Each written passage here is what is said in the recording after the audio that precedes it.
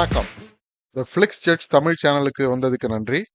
இந்திய மற்றும் உலக மொழிகளில் உள்ள படம் மற்றும் சீரியல்ஸை அலசி ஆராய்ஞ்சி அக்குவேர் ஆணிவேர் ஆக்கி பார்க்கலாமா வேணாமான்னு நீங்க முடிவு பண்றதுக்கு ஒரு ரேட்டிங் கொடுக்கறது தான் என்னுடைய வேலை. வாங்க இன்னைய வீடியோக்குள்ள போகலாம்.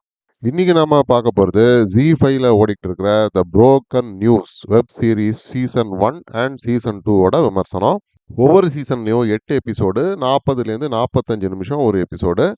ஹிந்தி ஒரிஜினல். இதோட சீசன் 1 போன வருஷம் வெளியாச்சு. இது தமிழ், தெலுங்கு மொழிகளில் டப்பிங்லையும் அவைலபிளாக இருக்கு. சீசன் 2 சில நாட்களுக்கு முன்னாடி வெளிவந்தது. இது இப்போதைக்கு ஹிந்தியில் மட்டும்தான் வந்திருக்கு. பிபிசியோட ப்ரெஸ் அப்படிங்கிற சீரியலை பேஸ் பண்ணி எடுக்கப்பட்ட இந்த சீரியலை கிரியேட் பண்ணது சம்பித் மிஸ்ரா. புரோக்கன் நியூஸ் ஒரு நியூஸ் ரூம் ட்ராமான்னு சொல்லலாம். நியூஸ் ரூம்னா இந்த டிவியில் நாம் பார்க்கக்கூடிய நியூஸ், அதாவது டிவி நியூஸ் சேனல்களில், அதுவும் இந்த 9 மணி நியூஸ் தான் மெயின் பிரைம் டைம் நியூஸ்னு சொல்லுவாங்க. சேனலோட மெயின் ஆள், அதாவது சீஃப் எடிட்டர் மாதிரி இருக்கவங்க தான் இந்த நியூஸை ப்ரெசென்ட் பண்ணுவாங்க. நம்ம ஊர் நியூஸ் சேனல்களில் உள்ள சில ஸ்டார் ரிப்போர்ட்டர்களை உங்களுக்கு தெரிஞ்சிருக்கும். அது மாதிரி இந்த சீரியலில் இந்த காலத்தில் நியூஸ் ரூமில் உள்ள ஒருதலைபட்சமான ரிப்போர்ட்டிங், டிஆர்பிக்காக நியூஸை திரிச்சு ஒரு சென்சேஷன் கிரியேட் பண்ணி இந்த மசாலாலாம் போட்டு கொடுக்கறது, ஏதோ ஒரே ஒரு கட்சிக்கு சாதகமாக அரசியல் செய்திகளை வெளியிடுறது, சில பெரிய கம்பெனிகளுக்கு இந்த அட்வர்டைஸ்மெண்ட் காசுக்கு ஆசைப்பட்டு மக்களுக்கு பாதகமாக இருந்தாலும் கம்பெனிக்கு ஃபேவரபுளாக நியூஸ் போடுறது, இப்படிப்பட்ட பல ஊழல்களை வெளிச்சம் போட்டு காட்டியிருக்காங்க. சில வருஷங்களுக்கு முன்னாடி வந்த கோ அப்படிங்கிற தமிழ் படத்தோட கதைக்களம் மாதிரின்னு வச்சுக்கோங்களேன். இதில் 2 நியூஸ் சேனல்ஸு. ஆவாஸ் பாரதின்னு ஒரு சேனல், இதோட எடிட்டர் அமீனா குரேஷி. இவங்க ஒரு ரொம்ப அனுபவம் வாய்ந்த நடுநிலைமையான ஒரு ஜேர்னலிஸ்ட்டு. யாருக்கும் வளைஞ்சு கொடுக்காம, சென்சேஷனலைஸ் பண்ணாமல், பப்ளிக் இன்ட்ரெஸ்ட்டுக்காக மட்டும்தான் நியூஸ் ரிப்போர்ட் செய்யணும், அதுதான் உண்மையான ஜேர்னலிசம் அப்படின்னு நினைக்கிற பழைய காலத்து ரிப்போர்ட்டர். இவங்களுக்கு ரைட் ஹேண்ட் மாதிரி ராதா பார்கவ்னு ஒரு இளம் ரிப்போர்ட்டர். ஆனால் ரொம்ப திறமையான, ரொம்ப ஃபயரோட வேலை செய்யக்கூடிய ஒரு நேர்மையான ரிப்போர்ட்டர். ஆனால் இவங்க சேனல் ரொம்பவே நஷ்டத்தில் தான் ஓடிட்டு இருக்கு. இந்த சேனலுக்கு போட்டியாக ஜோஷ் 24/7 அப்படின்னு ஒரு சேனல். இதுக்கு தலைமையில் தீபாங்கர் சான்யால்னு ஒரு ஸ்டார் ரிப்போர்ட்டர். இவரும் என்னமோ ஒரு காலத்தில் ரொம்ப நேர்மையாக, தைரியமாக, ஊழலுக்கு எதிராக வேலை செஞ்சு ஒரு பெரிய இன்வெஸ்டிகேட்டிவ் ஜேர்னலிஸ்டாக இருந்தவர் தான். ஆனால் சமீப காலங்களில் காசுக்கு ஆசைப்பட்டு டிஆர்பியே குறின்னு வெறும் சென்சேஷனல் நியூஸ் மட்டும்தான் போடுவார். நியூஸுங்கிறது ரொம்ப போரிங், அதனால் கொஞ்சம் மசாலாலாம் சேர்த்து ஒரு ரியாலிட்டி ஷோ மாதிரி பண்ணாதான் ஜனங்கள்லாம் பார்ப்பாங்க அப்படிங்கிறது இவருடைய கருத்து. அதனால் ரேட்டிங்கில் இவருடைய சேனல் தான் நம்பர் 1. போராதுக்கு ஒரே ஒரு அரசியல் கட்சி, சில பிஸ்னஸ் மேன் இவங்களை ப்ரமோட் பண்ணி அதுலேயும் காசு பார்க்குற மாதிரி வேற காட்டுறாங்க. இந்த 2 சேனல்களுக்குள்ளே இருக்கிற போட்டி தான் சீசன் 1ஓட மெயின் கதையே. சமீப காலங்களில் இந்தியாவில் நடந்த சில நிஜ சம்பவங்கள், பிரச்சனைகள் இதில் உபயோகப்படுத்தியிருக்காங்க. இந்த electoral bonds, data privacy, press freedom, அப்புறம் இந்த அர்பன் நக்சல், இப்படிப்பட்ட பல விஷயங்களையும் எப்படி இந்த 2 சேனல்ஸும் வேற வேற மாதிரி ரிப்போர்ட் பண்ணி பப்ளிக் ஒப்பீனியனை ஃபார்ம் பண்ணுறாங்க அப்படிங்கிறத தெளிவாக வெளிச்சம் போட்டு டீட்டெயிலாக காமிச்சிருக்காங்க. ஒவ்வொரு சேனல்லையும் நிறைய ரிப்போர்ட்டர்ஸ் இருப்பாங்க. இவங்க மூலமாக ரிப்போர்ட்டர்ஸ் ஃபேஸ் பண்ணக்கூடிய அந்த ப்ரெஷர்ஸ், அவங்களுடைய வாழ்க்கை, இந்த கஷ்ட நஷ்டங்கள் எல்லாத்தையும் ரொம்ப அழகாக, ரொம்ப என்கேஜிங்காக, ட்ராமாட்டிக்காக காமிச்சிருக்காங்க. கதை எழுதினது இந்த இண்டஸ்ட்ரியோட இன் அண்ட் அவுட் தெரிஞ்ச அனுபவம் வாய்ந்த எழுத்தாளர்கள். அதனால் கதை, பாத்திரங்கள், சம்பவங்கள் எல்லாமே உண்மைக்கு நெருக்கமாக, லாஜிக்கலாக வந்திருக்கு.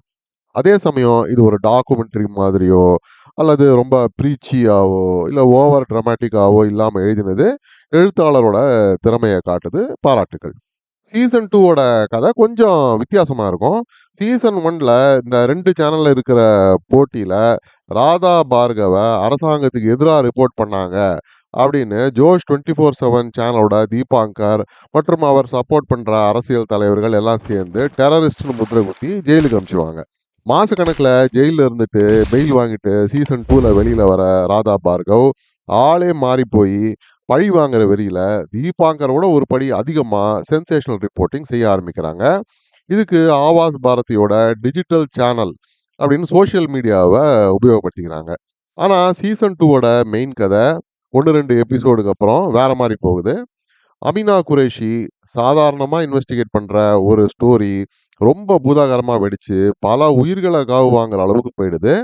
சீசன் 2 மோஸ்ட்லி ஒரு கிரைம் த்ரில்லர் மாரி ஒரு நல்ல சஸ்பென்ஸோட நகருது. சீசன் 1 விட சீசன் 2 ரொம்பவே டிராமாட்டிக்கா விறுவிறுப்பா நகரும். கிளைமாக்ஸ்லயும் ஒரு நல்ல ட்விஸ்ட் கூட இருக்கு. இந்த சீரியலோட மெயின் ஸ்ட்ரென்த்தே இதோட கதைக்களம், பாத்திரங்கள் மற்றும் சம்பவங்கள் தான். உண்மைக்கு ரொம்பவே நெருக்கமா இருக்கும். கதை விறுவிறுப்பா நடந்துகிட்டே இருக்கும்.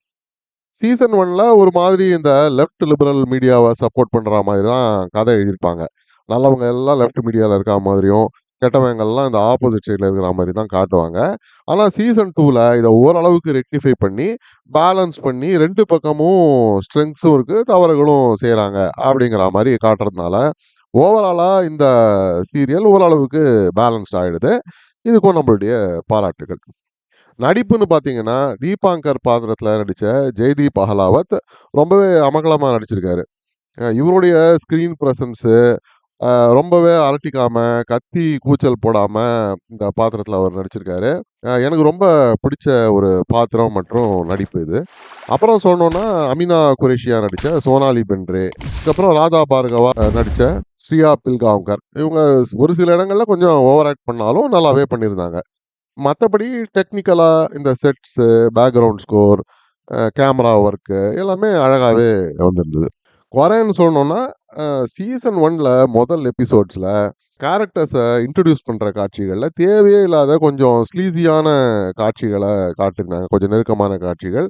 இது ஓடிடில கொஞ்சம் இந்த மாரி இந்த வெஸ்டர்ன் ஐடியாலஜி, இந்த எல்ஜிபிடிக்யூ இப்படிப்பட்ட காட்சிகள ஃபோர்சிபிளா திணிக்கிற மாரி ஒரு நிர்பந்தம் ஏதோ இருக்கோ என்னவோ எனக்கு தெரியல. மத்த எந்த எபிசோட்லயும் இப்படிலாம் எதுவுமே இல்ல. ஆனா என்னன்னா, இதனால மொத்த சீரியலையும் குடும்பத்தோட உட்காந்து பார்க்க முடியாத போயிடுது. இருந்தாலும் உங்க சிச்சுவேஷன் எப்படி இருக்கோ அதுக்கு தகுந்த மாரி நீங்க முடிவு பண்ணிக்கங்க. இந்த சீரியல பார்க்கலாமா வேணாமான்னா, கண்டிப்பா எல்லாரும் மிஸ் பண்ணாம பார்க்கலாம். ஆரம்பிச்சா நிறுத்தவே முடியாத அளவுக்கு ரொம்ப விறுவிறுப்பா இருக்கும். அதனால ஒரு ஃப்ரைடே ஈவினிங்கா பார்த்து ஆரம்பிக்கிறது பெட்டர். இந்த டிராமா, த்ரில்லர் ரசிகர்களுக்கு கண்டிப்பா ரொம்ப பிடிக்கும். மிஸ் பண்ணாம பாருங்க. இந்த சீரியலுக்கு நான் கொடுக்கக்கூடிய ரேட்டிங் 7 அவுட் ஆஃப் 10 ஸ்டார்ஸ். மீண்டும் ஒருமுறை இன்னொரு விமர்சனத்தோட உங்களை சந்திக்கும் வரை நன்றி, வணக்கம்.